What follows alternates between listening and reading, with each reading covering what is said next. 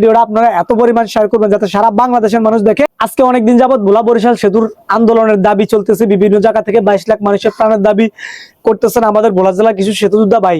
আমরা বিভিন্ন রাজনৈতিক ব্যক্তি বা বিভিন্ন বড় বড় মেন যারা আছেন ভোলা জেলার, তাদের কাছে আমার রিকোয়েস্ট থাকবে আপনারা আমাদের সাথে 22 লাখ মানুষের প্রাণের দাবি আমাদের ভোলা জেলা সেতু নিয়ে আলোচনা করেন, আমাদের পক্ষে আসেন।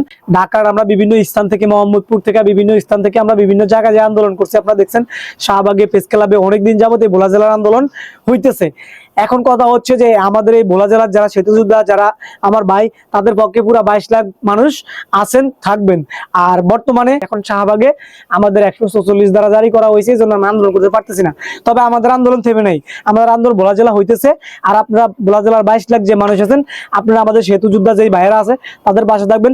22 লাখ মানুষের দাবি নিয়ে তারা লড়তেছে। ভোলা থেকে যেহেতু আমাদের বিভিন্ন ভাবে আপনারা সুযোগ সুবিধা নেন, পুরো বাংলাদেশ আমাদের থেকে সুযোগ সুবিধা নেওয়া হয়, যেমন গ্যাস নেওয়া হয়, কারেন্ট নেওয়া হয়, আমাদের সুপারি নেওয়া হয়, ইলিশ নেওয়া হয়, এভাবে অনেক কিছু নেওয়া হয়। তাহলে আপনারা আমাদেরকে একটা বিচ্ছিন্ন দ্বীপ হিসাবে আমাদেরকে বাংলাদেশের থেকে আলাদা কেন রাখছেন? আমাদের ভোলা জেলার মানুষ বিভিন্ন ভাবে যখন অসুস্থ হয়, ইমার্জেন্সি ঢাকা টানা জানা, সন্ধ্যার পরে কোনো বিপদ হলে কারণ ঢাকা বিভিন্ন কোনো জায়গায় আনার অপশন নেই, ঢাকা তো দূর কথা বরিশালও আনা যায় না।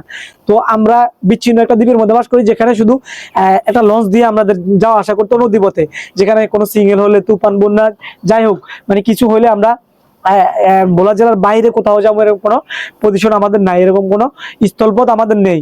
এই জন্য আমাদের ভোলা জেলা একটা সেতু দরকার, ভোলা বরিশাল সেতু।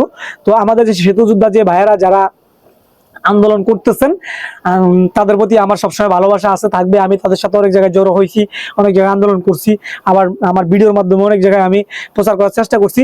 আমার আমার দাবি থাকবে এটা যে আমাদের ভোলা জেলার যারা অনেক বড় বড় পার্সন আছেন, রাজনীতিক বা রাজনীতিকের বাইরে অনেক বড় বড় পার্সন ভোলা জেলার আছেন, তাদের কাছে আমার রিকোয়েস্ট থাকবে আপনারা আমাদের এই সেতু যোদ্ধা যে ভাইয়েরা আছে তাদের সাথে কথা বলেন।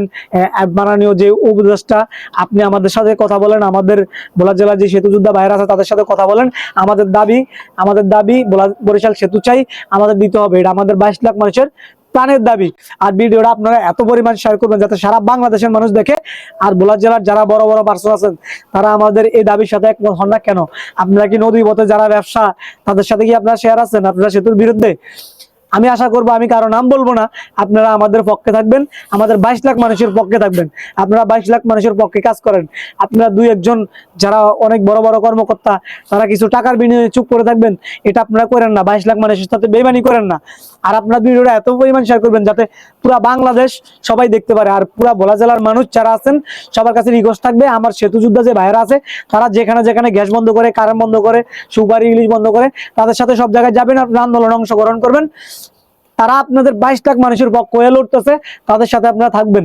আর পুরা বাংলাদেশে ভিডিওটা ছড়াই দিবেন। তো সবাই ভালো থাকবেন, আল্লাহ হাফেজ।